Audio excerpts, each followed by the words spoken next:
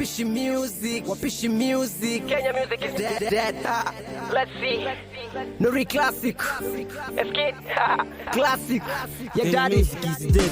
Hundo kweli. Hii inatokana na vile hatupendani, hususani Mombasani mziki umekuwa duni. Kwa nini sisi wa Kenya tusimbe kama wa Kenya? Nashangaa ndio yetu tokoe sanaa yetu. Inashangaza Kenya halisi. Mbona anachangia muziki wa Kenya na hata kuupuzia bila radio station, vilabuni, mangweni, maskani hata na vichochoroni. Muziki unaochezwa watoka nchi jirani. Mwenzenu mimi na swali, kwa sisi wa Kenya hatuwezi bila hao?